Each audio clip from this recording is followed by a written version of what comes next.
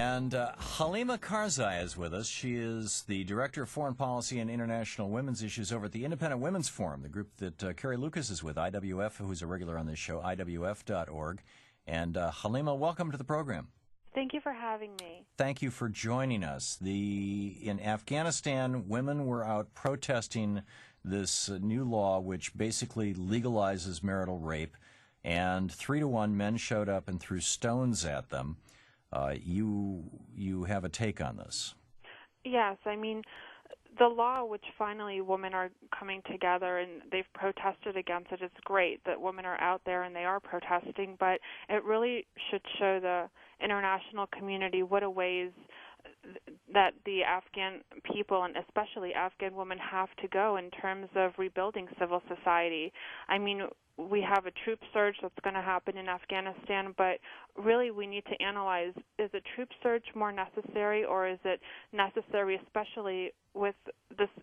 I mean, this is a perfect example of women who are coming out to speak about laws that are being formed without their involvement in the formation of these laws. But, you know, do we need a troop surge, or do we need the international community to focus on rebuilding civil society and focus on the humanitarian aspect of helping Afghans? Well, that would be my position, but it's not shared by many of your conservative colleagues who think that the solution to all things is more guns and more weapons. It seems to me like a troop surge is just injecting more testosterone into the region, and you'll have a testosterone-based pushback against it. We had I'm assuming you're Muslim? Yes, I am. And we just had a fascinating conversation with Ibrahim Hooper, the National Communications Director for CARE, the Council on American Islamic Relations, about the nature of Islam and all this. And I had a caller a couple of calls ago that just gave me an aha. He said, it's what we're really talking about here is not religion, it's culture.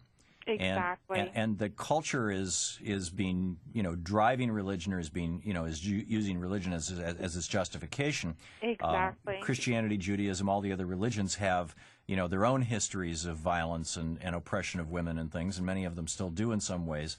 But right now in the countries that happen to be Muslim, there also happens to be this historic culture of domination of women by men.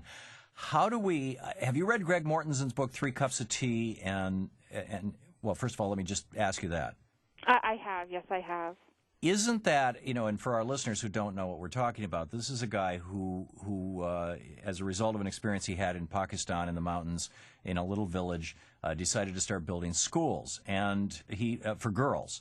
And he has built over 60 schools now for girls. He's created a charity around this. And the result of this is that these communities are repudiating the Taliban, and that as women take power in these communities are becoming more egalitarian and healthier psychologically, socially, culturally, physically. Exactly, Tom. And, what's key is that we cannot enter a country and attack their culture and religion if we really want to help them and if we really want to make good change for them, positive change. We have to work with these people, and that includes working with the men. This cultural practice has gone back for hundreds of years, and it will take a long time. It's not going to happen in a year. It's not going to happen maybe in a decade, and maybe not in a century, but eventually it will happen. But we have to work with these people. We can't come off, and attack them and say, okay, this is a religious belief, because many of these people, especially in Afghanistan, there's over 80% illiteracy rate. Yeah. So who are these people that are coming and telling them, well, this is part of the religion? These are the Muslim fundamentalists. These are the extremists who are distorting the religion, who are giving them a message about the religion that really doesn't exist. And in particular with this law, for example, legalizing marital rape. Islam doesn't allow for rape. I mean, there's nowhere in the religion where it says a man can rape his wife. Although you could argue that even in Christianity, where Paul says, a woman shall submit to her husband, that would be the case. This is, again, an example of a culture that condones this, finding some little bit of scripture and saying, aha, see, here's the proof of it. Right, exactly. And that's the problem, that we have today. And I have to admit, within, conservative commentators that I've done interviews with, they've always jumped on the religion. And it's like, okay, well, if you want to educate the public, the sources are there for him. If they want to come off and say, okay, well, look, exactly this